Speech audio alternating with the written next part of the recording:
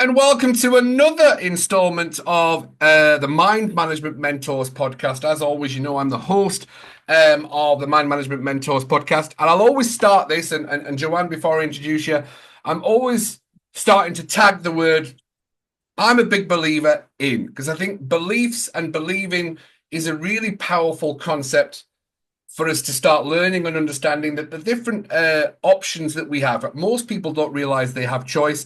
As I'm sure, Joanne, you might have not realized the amount of choice that we do have when we start moving. So today's podcast, I think, is going to be a great one. And the reason I think it's a great one is because the question is NLP bullshit? And that's a powerful question. And there's one person who's going to be able to answer that.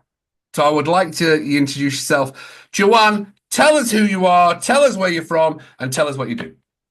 Hello. So thank you for having me, first of all. So I'm in the UK. So my name is Jo, otherwise known as the Power Queen. So I help women. I'm an NLP practitioner and a best-selling author. And I help women turn their pain into power. So I help women change their lives so they can thrive and not just survive with unhealed trauma through their subconscious mind and the beliefs that they have.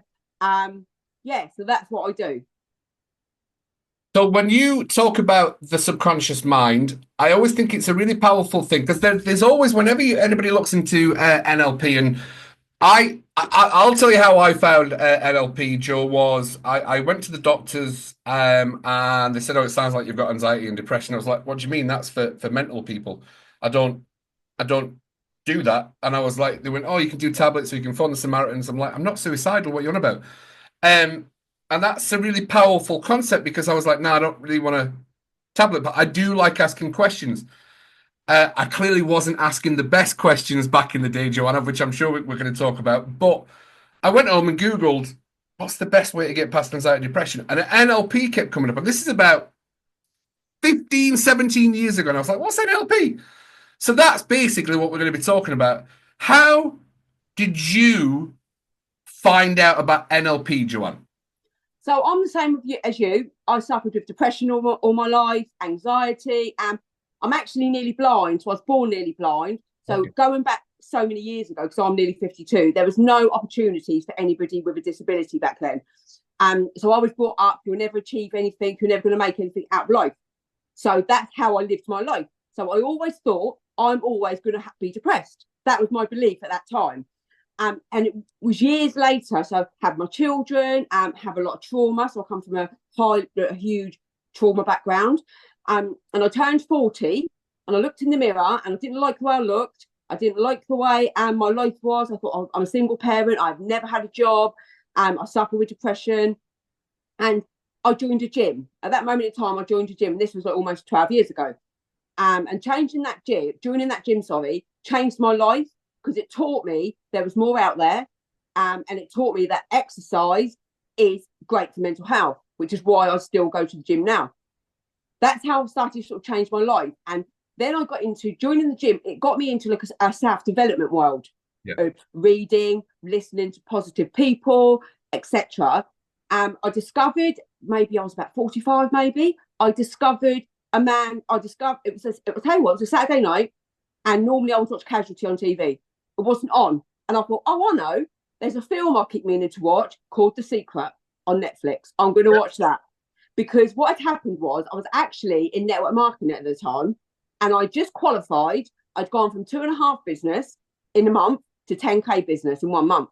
But I didn't know how. All I knew was I was going to do it. Didn't know how. And I watched that, and Bob Proctor came on. And the first thing he said, he explained what the law of attraction was. And I went, oh my God, that's how I done it. And that was my very first thing to do with the brain and the subconscious mind. So then I started to get obsessed, started to watch him. I've done his courses. I've worked with him before, obviously, he passed away. And that's how I got into it. So, as I said, I was in network marketing. About 18 months ago, I wanted to go into coaching. It's always something I've wanted to do, is helping people. It's my purpose, it's my passion. I feel like it's what I was here for. So I'd had a lot of therapy anyway. So I got a lot of narcissistic abuse. So I went into narcissist therapy and have two lots of that. Then I put in a group to my friends, I want to be a coach. What courses do you do? And someone messaged me, said, Jo, what about NLP? Had no idea what it was. So I Googled it. And I thought, oh, one of my friends has got NLP on Facebook on her bio. So I messaged Kerry. She went, oh, yeah, I do that with my partner, Lou. Lou does the NLP and I'm the business side. Okay, cool. She sent me a free video, started to watch it, and I thought, I don't really know what that is. It's really, look, the language, I couldn't understand it back then. And then she said one thing, thoughts become things in it. And I went, that's the law of attraction. I went, that's the subconscious mind. I went, that's what I'm going to do. And from that moment, I just knew that was what I needed to do in life. And that was my purpose and passion, is to help people overcome their trauma or their grief or whatever it is you're going through. So as I said, I'm a best-selling author. So one of my quotes in the book is, your current situation is not your final destination. And I still live by that. Yeah. And that was it. And I've never really looked back. Well, qualified. We don't look in the rearview mirror when we're driving forward, right? No. So I can see the smile on your face, Joanne, and I think that's some really powerful conversations there. But I'd like us to go a little bit deeper, if that's okay. Yeah, that's fine. Perfect. So you've talked about because I think a lot of people when they tune into podcasts, they need to understand that what they're going through, first of all, somebody else has gone through, so that they understand that that's the person that's going to get me on that track. So when you say I've come from partial blindness, narcissistic, and trauma, are you able to share what your narcissistic relationships have been and the trauma that you suffered, so that somebody else will be able to say, that's where I am? Yeah, definitely. So, as I said, I was born partially sighted, I'm nearly blind, and so that's how I lived my childhood. So I've always been told you'll never do anything. So at the age of 3, my doctor said that I would never have any quality of life to my mum. When I was 7, my history teacher smacked me around the head with a history book and said I was crap at writing. At 16, my careers advisor said no one's ever going to employ you.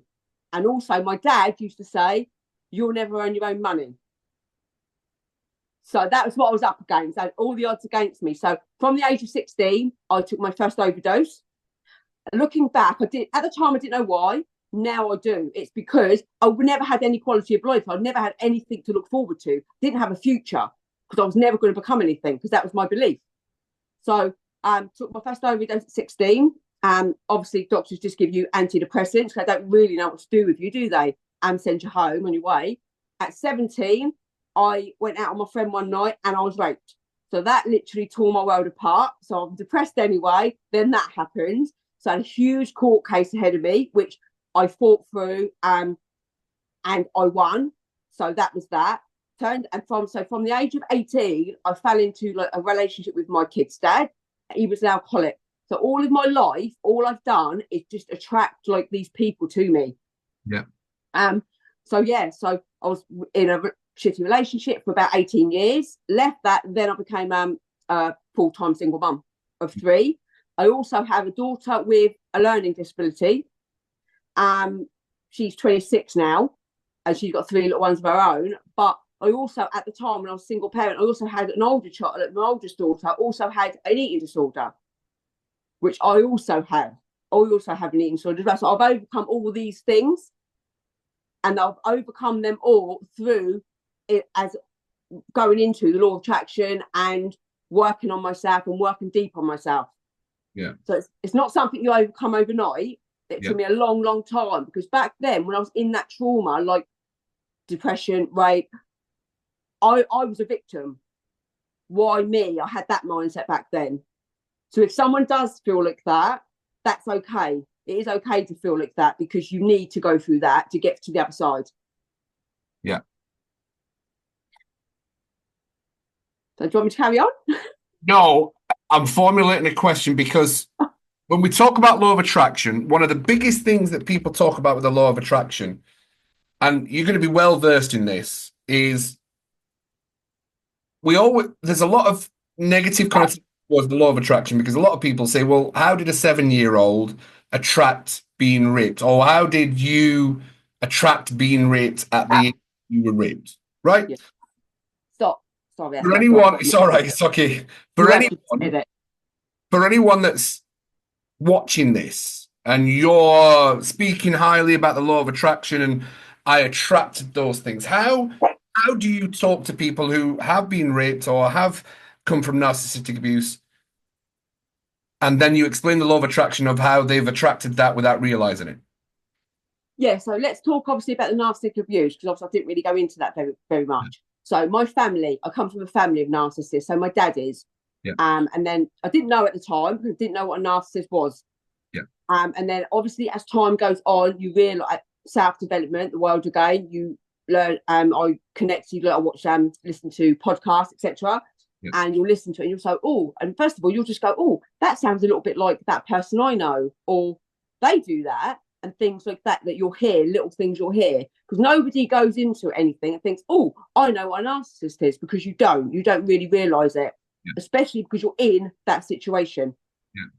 But my sisters are like it as well. So about 4 years ago, at the height of everything, at the height of like I was still depressed about 4 years ago. I was in a really dark place, and I thought, oh, I need to listen to a podcast. And I listened to one of my friends' podcasts, and on there, the first one I put on was a girl called Gloria, and she was a narcissist therapist. And the way she spoke about what a narcissist was, I messaged her and I said, oh, that sounds like so-and-so in my life. And she said, let's jump on a call. And she was the first person that I had therapy with. So you don't just say like, oh, like, because it's tough, isn't it? Because like you said, I have had this before. So I'm a huge believer in the law of attraction. And you attract things to you because of what you are, etc. But I have had people come to me before and say to me, but how do you attract that? So somebody who has had sexual abuse in their life will say, but how do you attract that? You don't. Like, I was 17 when that happened to me. Like, how do you attract that? You don't. So it's a very controversial subject, isn't it? It goes quite controversial when it comes to things like that. So yeah, how do you answer that question? It's only because I've done so much work on myself. It's like I am such a believer in you attract what you are. You attract what you are, what you think about, and the way you are is what you become, and you attract them people on that who you're in alignment with. Yeah. But if someone's very new to the law of attraction, or very new and don't believe what we're saying, it's hard, you cannot get them to understand that. Yeah. Because I've had people. I was in a Facebook group once, and somebody said about book recommendations, and I said, "Oh, The Secret," and someone else commented, "Oh, that's the law of attraction. That's a load of BS. I don't believe in that." Is NLP BS? Now, when we're talking outside of the NLP world, there's still a lot of comments about NLP as a pseudoscience, but why is it so popular? Now, I think, and I know we talked about this before we went into the podcast, is genuinely NLP is probably the base for most therapies now, such as life coaching, cognitive behavioral therapy. I know when I first did my NLP, then we go on that journey, right? We go on for the journey of wanting to help others. We come from a place of we've been there.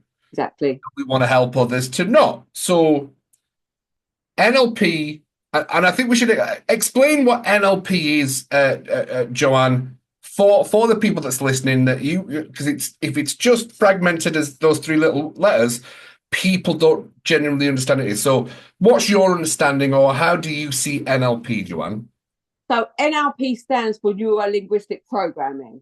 So it's the language that we use to ourselves. So if you've ever heard anyone say to you, self-talk, talk the way you look. Whenever I talk to myself, I say, I am going to do that. Or I will do this, or that's how I speak. So whereas if you say, like, so before I used to use language like maybe, or I may do that, I might do that, and it doesn't have the same intention in it.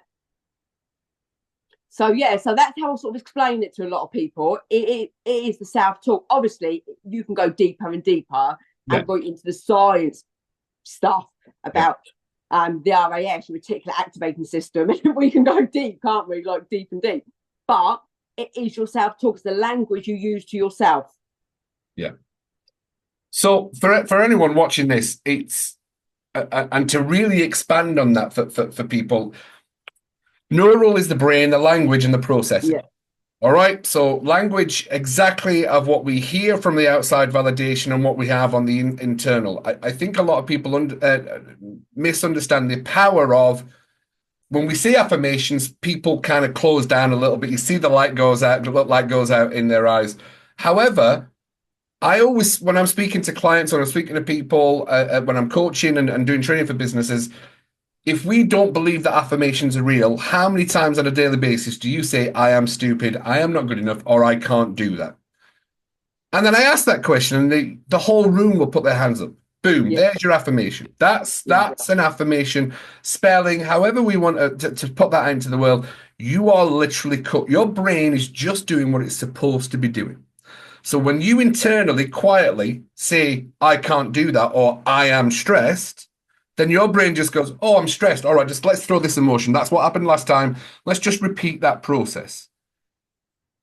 And the understanding of how we can change that language. So for you as a young person, when you went through the traumas that you went through, for anyone listening, because it kind of, for me listening in, your self-worth has gone up. Your understanding of who you are has grown. And if we don't understand where we are, then that's why we do attract some atrocities in life. And I'm not the kind of person to say that we're attracting the bad stuff. But if we don't understand where our conversations and language and our identity is, then we can struggle to get past that, which is what you've gone through. yeah. So I never really changed my life until about, I would say until the last 18 months to 2 years. Yeah. Well, so even though I'd done all that work on myself and the self-development, reading books, listening to podcasts, and like you said, the language we use, but it's the belief we give it. It's the meaning we give that. So if you can have all the affirmations in the world that are positive, if you don't believe them, then it doesn't matter. Doesn't matter. And like, obviously our beliefs are formed as children from our teachers, from our peers, from our parents, siblings, whoever, as you're growing up. So when you're a child, if someone says to you, like for example, when I was 7, you're crap at writing and you're never going to amount to anything, I believed that. But now I'm a best-selling author. So who's right and who's wrong? But it is about the self-worth. If you don't think you deserve it, or you don't think, so look, it could be a partner, like a husband, whatever. If you don't think you're worthy of them, you probably won't attract the one that you do deserve. Yeah. It is a lot to do with self-worth, and it's not as simple as to say to someone, you need to have more self-worth, or you need to think more of yourself, or you can't just do that. Like, what blocks have you got? And they stem from children. Yeah. And that comes from your subconscious mind that are embedded in there that you're not even aware of. Yeah. And it's only when you work on yourself and you dig deeper that they will come into, like, you'll understand yourself more and understand what beliefs you have. And you can't change that belief until you know what it is. Perfectly. Well done. That's brilliant. What was when you went to your NLP coach, you said you'd already worked with a narcissistic therapist as well, but what was the defining moment for the awakening that you went through NLP? So you went to see somebody about NLP. What was the block they removed, if you like, or you removed? In my therapy? Yeah. Right, so I was in network marketing. I'd already left my family, so that 3 of them are narcissists, and I'd already done a lot of work, so I know what a narcissist is. And my sponsor in my business, we were friends for 10 years. He was my personal trainer for 5 years. Then we went into network marketing, and he was my sponsor. But he had very manipulative tendencies towards me. But because I came from a toxic family, I had a trauma bond to him. So I gave myself the belief system that I could only survive in business and in the gym with him. So I couldn't break free from that. And I tried, and it was like I was back and forth. And in my NLP training, situations with him kept coming up. And that we worked on when I was working with my friends, obviously in the course, we worked on each other. People were coaching me, and that kept coming up. So in the end, Lou said, my coach, let's jump on a call And she said, is it a feeling you have, or is it something he does? And it was something he did. And she said, that's manipulation. But it's so weird because even though I knew that, I knew he was manipulative to me. Like, he would say things, I can't do this, like, business-wise, I can't help you, but to help everybody else. And it's things like that. And we got on, I did a breakthrough day with her. And this is what I had, like, sort of going on in my subconscious mind. I had a breakthrough day. We went through some questions, and we come back in the afternoon, and she said to me, I am very convinced it's not your family. Like, I'm more or less healed from that. I've detached myself from all that. I'm fine now. So, but it's not, it's your sponsor. So she said, and I said, but he cannot be a narcissist. And she said, why not? I said, because he works too hard on himself.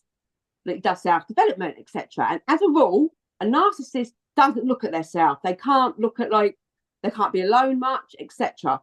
So she said to me one sentence, and it was like a light bulb moment, like a sledgehammer to the brain. She said, yeah, she said, but don't you think paedophiles still get through DBS checks and work in school? And I just went, oh my God. I went, that's his mask. That's how he masks it. He helps people. And from that moment on, it was as clear as day exactly what situation I was in, what was going on. And I quit that day. Didn't announce I'd quit, but I just went, that's it, I'm over and out. And I never looked back, and haven't spoken to him since. And that was 18 months ago. And I'm worked on myself since then. And I'm so much happier now. But yeah, and again, that's self-worth. That's a lot. So over this past year, self-worth has really kicked in for me, and what I do deserve. And oh my God, he was holding me back. I can build my own business. I can do this. So correct me if I'm wrong. Network marketing is, you would be in their downline, I think is the word, so that you would be technically making money for them, even though you're getting money out of it. Yeah. Right. Okay. Yeah. Right. Okay. Fair. Right. Just so that we're open and clear on that. Yeah. And what happened in that first day of therapy was I realised that I've lost my train of thought. No, you're all right. You're fine. No. You realised. Yeah. So obviously, but I had to, what it was, I couldn't admit that he was a narcissist, because if I had, and the word narcissist gets thrown about quite a lot. Not everybody in the world is a narcissist. Yeah. But by him being that and manipulating me, I had to admit, because we were close and we were friends or so I thought, but I had to admit that all he was interested in was what he could gain from me. Mm-hmm. And like, he benefited in my business, whether he helped me or not, because I went upline. I worked with the person above him. So he didn't do anything, and he still got paid from me. Right. But also, he was my personal trainer, and I paid him £800 a month. Right. Okay. So he benefited from me since day one. Yeah. There was a long, lengthy relationship, friendship there.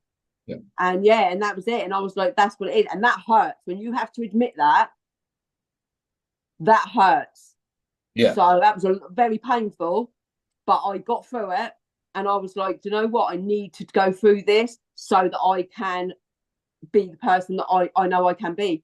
Yeah. So that I can help others as well. Absolutely. And you are, I'm only quoting your age. I'm not saying. I'm almost 52. Yeah, you said you were almost 52. I wrote it down. So when you look back, how do you see the past now? Because I think that's the big distinction, isn't it? That how we clearly, you said, I look at the past, it was meant there for me. So it was for me to learn, and then you elevate. You're no longer in that victim mindset. How long do you think, without realizing, you were in the victim mindset? Oh, years and years. And probably till I was about 40. Right. And then I joined the gym, and that's when I progressed from there. Yeah. And it's like, why me? Because you are. And I understand when people have that mindset. I do understand.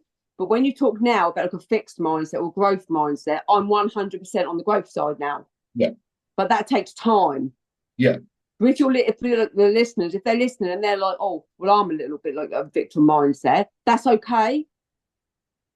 that's absolutely okay, because we all have to go from that to, do you know what I mean, and get through it to the other side before you're on that growth mindset.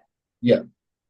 What was the when did you know enough was enough? There's always a tipping point. I know it's a game show in the UK, but what was your tipping point? You've gone through school, which is you're never going to amount to anything. You can't see. You're never going to be able to make your own money. So you've got all these beliefs stacking up. What was what was the tipping point? What was the tipping point for Joanne? Oh, when I turned 40, the very first thing was I turned 40 and I had a midlife crisis. Looked in the mirror. I thought, I'm overweight. I don't like myself. I've got 3 kids. I'm a single parent. I have no money, no income. And I just had this this thing, like this vision, say, and it's like, I need to join a gym. I just had this thing, I need to join a gym. Looking back, for me, that was a sign. So when you talk here, the universe or whatever you want to call it, that was a sign I need to join. And I did. Then I met my personal trainer, who turned out to be a narcissist. Yeah. However, without him at that moment in time, I would not be where I am now without that experience, because I learned a lot through the gym, etc. Then obviously he took me to network marketing, and that's all about self development. That's what it's about. So that's how I started to work on myself, like get on course, surround myself with positive people or people that are doing better than me. So without that, I wouldn't be where I am now. So I am, although I'm grateful for all of it, you have to be. And it doesn't happen to you, it's happening for you. So whatever you're currently going through, that isn't your current situation. Yeah. But I do believe that when you're going through a dark time, you have to be there. That's meant for you. You have to you have to sort of feel it. Don't try and run from it. Because if you try and run from it, you're hiding, you're fleeing the situation. And it's a little bit like, I always think of the children's book, Going on a Bear Hunt. You can't go over it. You can't go around it. Can't go under it. You have to go through it. Yeah. To heal anything, you have to feel it. Definitely. You got to feel it to heal it. 100. Yeah. Yes. Yes. So looking back now, do you say thank you? Or how do you perceive the past now? Yeah, so I'm grateful for it, but at the same time, even though you can be grateful for where you are now, type of thing, because that's took you to where you are, there are sometimes I think of like the narcissist, and do you know what I mean? You can still feel a little bit angry or a little bit upset. That's okay. But it doesn't mean I'm going back there. We're like, okay, thank you for that. Look, I'll have them thoughts. Them thoughts do come, because we can't always stop them, can we? Yeah. Just because we're NLP and we understand how the brain works doesn't mean we don't ever get thoughts, etc. Yeah. I will still get a little bit like that sometimes, and then I'll just sort of smile to myself and I'll think, but look where I am now. Yeah. So fantastic. Your book. Talk to me about the book. The best-selling book. It's I'm sure it's an important message. Yeah. So the book is it's called. So my chapter. I did a collaboration. Right. So my chapter is called "Turn Your Pain into Power." Yeah. So there's 9 other stories in there, and we all come from a background of trauma. So some alcohol, etc. The book is called She Rises. I can't even remember the title of the book. I can't think. My brain's gone. But it's something like she rises from the ashes or something like that, because it's about a phoenix. Yeah. Perfect. And then my chapter is Turn Your Pain into Power. Yeah. So I do have a link for that. You have, because it's a collaboration, I have my own link, because the book's made with our chapters first and then our names on the book, so they're all made differently. So we all have different links for that. But it is my story of where I come from, trauma. It does go into my trauma, like my rape, etc. Bit more. But more so about the court case and what I went through after, like, during that time. Yeah, and then again, it says about network marketing, because when I wrote it, I was still in network marketing. Yeah. So it promotes me as that. That's what I'm going to do. Yeah. However, because at the time, little did I know that I was never ever going to do that again, and my view on that is completely changed to what it was when I wrote the book. So I've changed so much. so much has happened. I am going to write my own book at some point because so much has happened since then. But yeah, it takes you through all the trauma. Obviously, like my socials will be in there so you can connect with me on Instagram, etc. But yeah. If there's ever a lady that's living her best life, I think we've need you on. Yeah, no, I can see the smile on your face. It's amazing. It's amazing. There's so many layers to this story, Joanne, and it's absolutely fantastic. Now, I also know that we have a confirmation bias, and I think the discussion that we're going to have now, and you kind of touched on it as well, which was, do we throw these? Is everybody a narcissist? Because I mean, if we find ourselves surrounded by family members, then our brain starts, we've got the memory of that and we've got the process of that. And then we've got the filter of, everyone's a narcissist. Is this person's a narcissist? So how do you, Joanne, how have you been able to demystify that mental filter so that you're not walking around? Because trauma makes us highly vigilant. It makes us highly alert. We're always looking for that, maybe the little tick boxes. Do I need that in my life? So we start creating a mental filter of, is everybody a narcissist? How does Joanne now have the mental filter for not everyone is a narcissist? And how does Joanne live her life? And what do you do for that? So, like you said, it can be a little bit like, so obviously I have a lot of trauma around that and I'm healing from that. However, it is tough to trust people. So I still struggle with the trust side. I'm not going to lie. Yeah. So, for example, if obviously you've got manipulation, and also you got that, then you got gaslighting. So with a narcissist, they have to have so many ticked off. So I'm not an expert on being a narcissist. Yeah. Although I am doing a course on it so that I can, obviously, because I work with a lot of women with vulnerable trauma, and a lot of it is narcissism. So I am doing a course so I can be trained in that. But I'm not trained yet. So all I know is sort of the experiences I've had with mine. So, for example, like with my sponsor, he was obviously my personal trainer. So he would say to me, I can't train you anymore because otherwise I have to train everybody. And then he would train everybody and only not train me. And things like that. And then if I sort of had an opinion of my own, he would then gaslight me. So, for example, if I stood up for myself and said, well, that's not okay to say that to me, he would say, look, phrases like, I didn't say that. You misheard. You misunderstood. If you've got somebody that's a narcissist, they will not acknowledge your feelings at all. So if somebody upsets you, say you had a friend that upset you, and you said that to them, when you said that really hurt my feelings. If they would say back to you, I'm really sorry that hurt you, that was not my intention, and they acknowledged they'd hurt you, that's not a narcissist. If they come back and say to you, you got it wrong, I never said that, you're too sensitive, you're too emotional, you're making it up, that's gaslighting you to make you believe that you're the problem.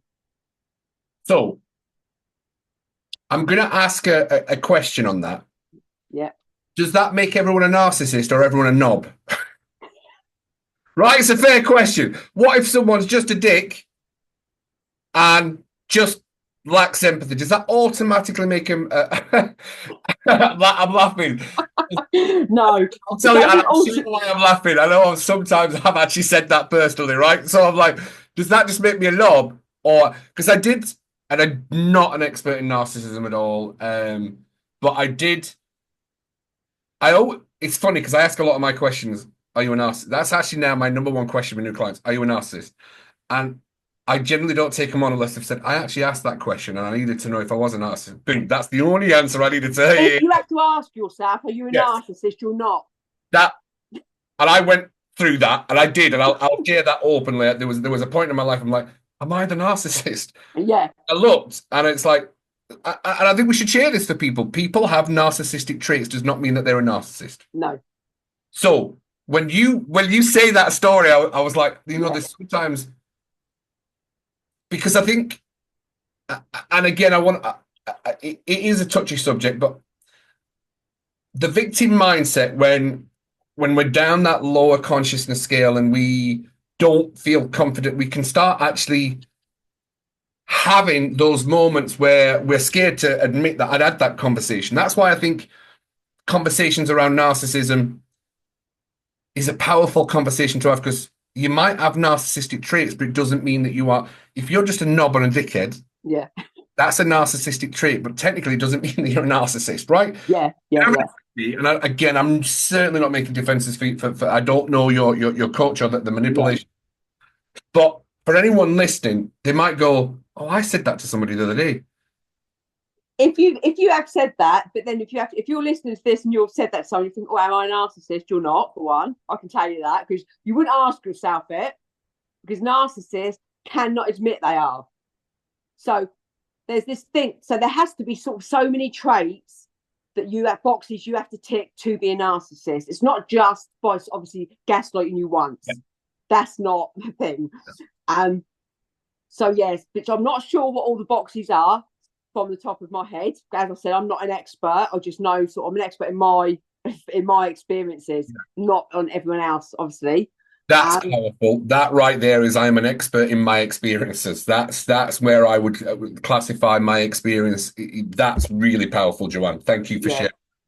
I'm an expert in my experiences. Yeah. And again, if someone did gaslight me, they weren't narcissists, I would probably still cut them off, because I don't want no knobs around me, to be fair. Because I don't surround myself with people like that. Right. But I get 100% get where you're coming from. But if you can listen to it, if you're listening to this and you're thinking, actually, my husband does that, or my friend does that to me, because this isn't necessarily, none of mine was a husband. None of mine was my partner. Right. It was my dad and my two sisters and my sponsor. So none of them were like, look, drop in. So yeah, if you're listening to it, look into it a bit deeper.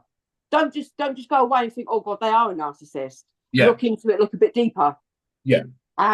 Yeah, so that your awareness grows. Yeah. And I didn't. It's not this person said this once to me and that's it. Yeah. This is like so many different situations. Like we went away to an event once. I was rushed up to our room to get our. So there's a bit of a cycle that a narcissist will go through. So first of all, and this can be anything, a friend, partner, whatever. They will.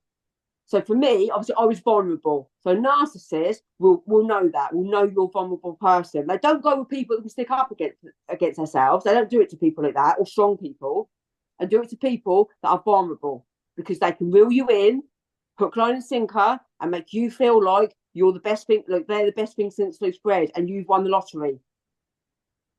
So they reel you in.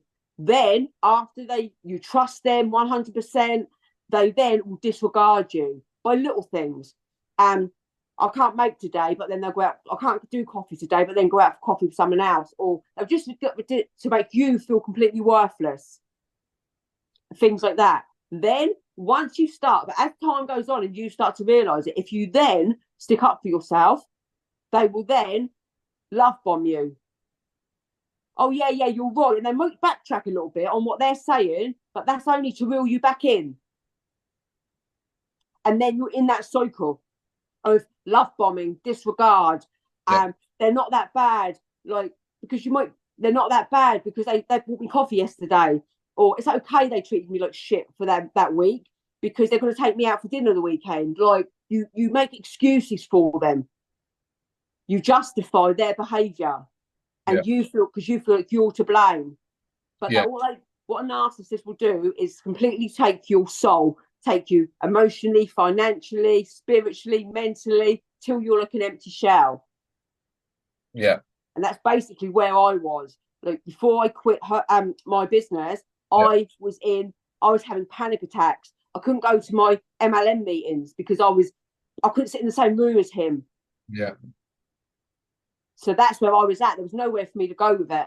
So it's like, yes, there's a lot that goes deep. It's not just like if you've just got a friend and they've just said, oh, you're being too sensitive. Like, yeah, they might be a knob and that's it. So it's a lot to it. Yeah. How do you learn how to trust again? Because trust it's a powerful value. It's. I know that when we come from a place, I'm really trustworthy. We can think, well, why is not everyone else trustworthy? But how do you learn to trust again, Joanne? from everything that you've gone through, how do you learn how to trust again? I'm still learning. I'm not going to lie. If anyone listens, this can answer that. Please DM me. Yeah. Okay, that's I am still learning, and that's it. It's like, great. How do you trust someone now? So I will go with my gut. So obviously they say go with your gut because that's like our second brain, isn't it? And before you sometimes can think, oh, is it me or is it that person? No, now I do go with my gut. So if my gut is off and my churning, I'm like, no, I don't trust you. So I will go with energies and aura. A lot of the time, like, I can feel your energy. Yeah. I can generally feel if you're genuine. And like in business, for example, in business, if I've got somebody that supports me with what I'm doing, I can tell if they are supportive or if they just want my money. Like, for example, someone comments, look, obviously, but having someone that gains from me is a trigger word, is a bit of a trigger for me. Right. Especially in business. Are you supportive? Do you care? Or do you only care about the money? That is a thing for me. So I had somebody message me about my book, because I actually have another book out. I did another collaboration that went bestseller last year, and that's more about the mind. Right. And she messaged me and said, oh, you've got a book out this week, haven't you? I said, oh, yeah. And we were chatting about that. She said, oh, how do I get a hold of it? It was for charity, that one. And then she chucked something in about business, about her earning, or do I want this? And I just went, you only messaged me because you wanted me to buy something from you. So I will know if someone's genuine or not. I generally can take a feel for it. I'm okay with people benefiting from me, as in, like, I buy people services. I'm in people's memberships, but I have to have that genuine, authentic connection. Yeah. I'm listening, right? And the reason I'm laughing is I'm listening because 101 of most people's marketing is message someone and have a chat with them about something they like and then offer the service at the end. So even I'm questioning, is that narcissism or is that sales? No, that's not narcissism. That's sales. But that's like, don't message me just because you want me to buy something from you. Right. Okay. Yeah, right. No, because you've got to set your boundaries and you've got to set. No. Yeah. Perfect. Good stuff. Well, that's fantastic. If someone messaged me and said, hey, hon, I've got this course coming out. Do you want to, don't know if you're interested. If not, no worries. I'm very polite about that. And I was like, oh, no, I'm okay. Or send me more info. But don't try and speak to me because you're actively interested in me, but you're not really. Yeah. No, I like that. That's good. So now this is, I'm known for throwing curveballs. Yeah. Right? Yeah. So when you start setting boundaries and you start setting no, and it's not me and back off, do you then become the narcissist? No, because you have to have boundaries. You have to have healthy boundaries, which again, I'm still learning to do, because obviously, like, when you're in that narcissist relationship, obviously I was like the one being manipulated. He said jump and I said how high, and you're not allowed to say no. Because if you say no, they then say you're selfish and they'll say things like that to you. It's okay to say no. Like, if I had a friend and we were going for coffee, and because I'm all about self-care as well. So if we say like we had a coffee date sorted, and she messaged me and said, Joe, I'm really sorry, I can't do coffee today. I've had this come up and it's really drained me. I just need some time by myself. I would say that's no problem, because I appreciate someone's needs self-care, and it's like, what do you need at that time? And I am all about that. Yeah. So you have to have boundaries. So not if you say just no. No, it don't make you a narcissist, but you have to have sort of boundaries put in place. Like, yeah. I'm still learning this though, also in personal relationships and in business, like we all are, I think. So in business, like, I used to never have any boundaries. So I would have clients. When I was in MLM, I used to have clients ring me at 10 o'clock at night. Yeah. Things like that. And I have no boundaries. It's like, I would just answer the phone when they need it. And I'm like, no, I'm not doing that anymore. Right. So I had, do you know what I mean? So you have to have a cut-off period, or it might be like, I'll get back to you in a minute. I'll answer that in a minute because I need time for me and I'm going for a walk. Because as a coach, you know, you need to recharge yourself. Yeah. And so it's. Yeah, absolutely. Yeah, perfect. Totally understand that. Do you think, now that you actually might not know the answer to this and stuff like that, because these are technically some of the questions that I ask about the life coaching and self-development. Do you think that self-development can breed more narcissism? It's a fair question, right? And I know you laughed.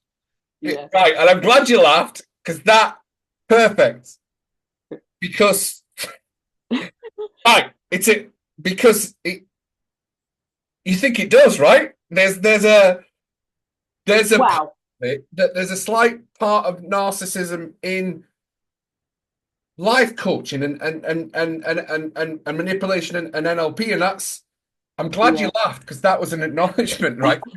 It's a different kind of question. I actually, there's a podcast with Stephen Bartlett, and it is about narcissism, and they talk about on there about obviously people who, well-known people who are very high up, etc., in businesses and stuff like that, and like business owners, CEOs. He asked her, does it breed more narcissism? That's what he asked her, and more or less she said yes. A lot of people, she said, in business who are high up, and we would even heard of, are narcissists. However, she said that doesn't make them a narcissist just because they're in business or because they're high up. I asked that question, especially because I love NLP and I know how, and I'll tell everyone how I use. People don't realize that you can use NLP to manipulate. Yeah.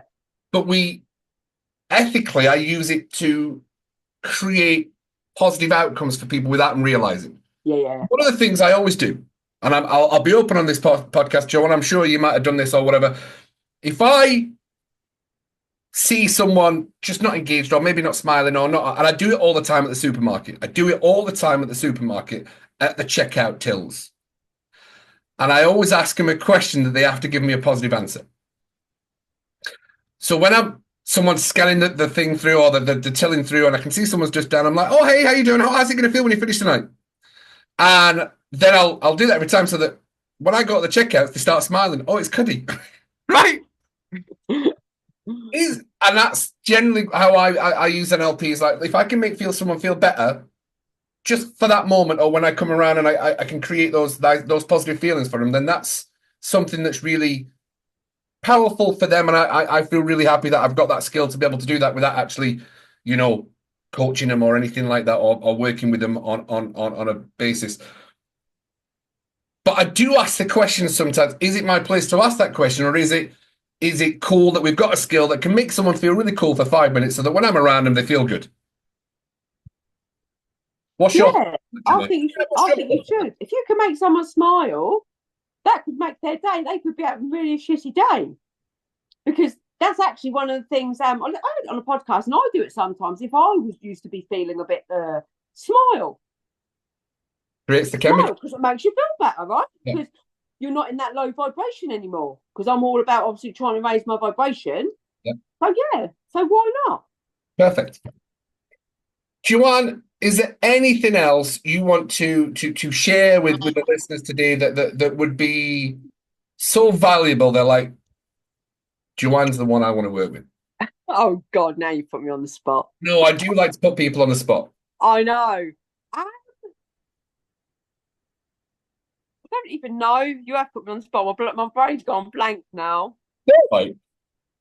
I'll tell you what, I'll wrap up then a little bit, because if anybody thinks that NLP's BS, when you have a lady who's been brought up with external validation of you're never going to amount to anything, you're no good, you're never going to be able to read and write, the doctor's not giving you a chance, then that starts becoming part of our identity and the concept of self. Definitely. And then and then you don't know who you are. So all this time I've been trying to find me and who I am. and it is only, so I started my journey at 40. I'm 52 this year, and it's only now, this year has just literally gone like that, and I've got everything good coming at me. I know exactly what I want, I know exactly where I'm going, exactly who the people I want to help is. That's took me 12 years to get to from the start of my journey. So, and that's so, okay, so it is a journey, it's not a destination. Mm-hmm. You're always healing, you're always learning about yourself and about others around you. And that is a really powerful story to tell. And thank you for sharing it, Joanne. Because when I very first went into therapy, I said I'll have 10 sessions. It was like a certain session amount. I went, I'll have 10 the most. I went, because I want to be healed. I thought 10 sessions, my life was going to change. Yeah. 12 years later. So just know that if you're not where you want to be, that's okay as well.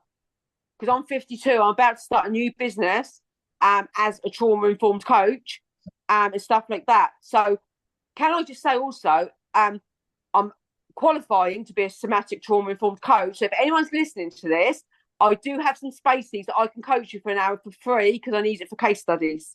And that's free of charge, but just for experience. So if anyone is like wanting to know more. Perfect. Joanne, thank you so much for coming on to the Mind Management Mentors podcast. You're welcome. Clearly a mind management mentor yourself, and I think that's the valuable lesson that people will take away from this.